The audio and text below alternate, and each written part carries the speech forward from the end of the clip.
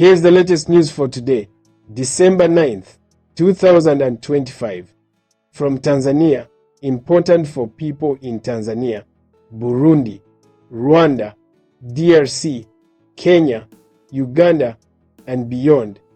This date, the 9th of December 2025, was highly anticipated, with many wondering what would unfold in Tanzania.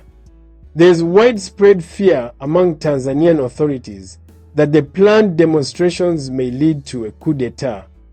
As a result, all borders of the country have been closed, preventing anyone from entering or exiting. This comes after reports that some Gen Z youth from Kenya and Uganda may have entered Tanzania to support local Gen Z activists in protesting and attempting to overthrow the government. You have now reached a trusted source of verified news at Ome Dishanjema. Stay connected so we can always share accurate and insightful information. In Tanzania, protests were announced for the 9th of December 2025, but the government claims this is not a protest, rather an attempt to overthrow the regime. On December 8, Tanzania's Minister of Internal Affairs, George Simbachawene, stated that the protest was illegal and unpermitted. No request has been submitted. Whoever is organizing this protest is unknown, and no one knows how it will end. He said this in a press conference alongside the Inspector General of Police. Regarding the possible shutdown of communication platforms, the minister said that for now, no shutdown has been decided, although most mobilization is happening through social media. He urged the citizens to stay at home unless necessary and not to follow the crowd into the streets. If anyone goes out, he reminded them to carry their identification documents at all times. On this day, December 9th, police and army forces were deployed early in the morning, especially targeting major cities like Dar es Salaam, Dodoma, and Arusha to prevent the expected protests planned for today, a day widely known as Tanzania's Independence Day. The government declared the demonstrations illegal as no formal notification was submitted as required by law.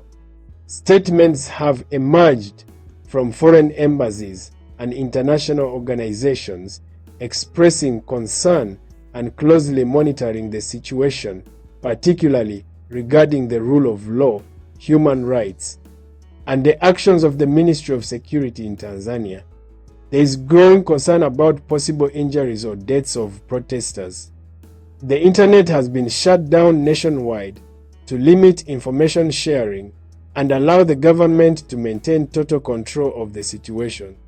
Human rights organizations are demanding truth and accountability for any victims, those killed, injured, or missing, and are calling for investigations into any acts of violence. As a result, no development-related activities are taking place in Tanzania today, especially in the main cities.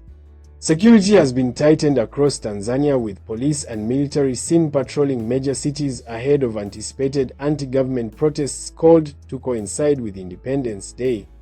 By midday, local time 9 GMT, however, no demonstrations had begun. Residents in Dar es Salaam, Arusha, Mbeya, Mwanza, and several other urban centers reported an unusually slow start to the day, with many people choosing to remain indoors amid uncertainty over whether protests would happen. The demonstrations were called to demand political reforms in the wake of October's post-election unrest, which left an unknown number of people dead. The authorities have admitted using force against protesters, claiming that some groups were attempting to overthrow the regime. On Tuesday, BBC reporters observed nearly empty streets in the commercial capital, Dar es Salaam. This was a stark contrast to the city's usual weekday bustle. Although quiet, the atmosphere remained tense. In a statement, police spokesperson David Misime assured the public of their safety and the protection of their property, saying the situation remained calm nationwide. He also urged citizens to dismiss old photos and video clips circulating on social media that falsely suggest protests are taking place. Security vehicles were seen driving along major roads and intersections, while officers took up positions at strategic locations, including around key public infrastructure. On social media, activists and campaigners urged supporters to stay alert, suggesting any demonstrations were unlikely to begin until the afternoon. The messaging echoed previous protest calls in Tanzania, when turnout increased later in the day. "We will move out. It is our right to protest. I know police are everywhere in the town, and even in the street where I live.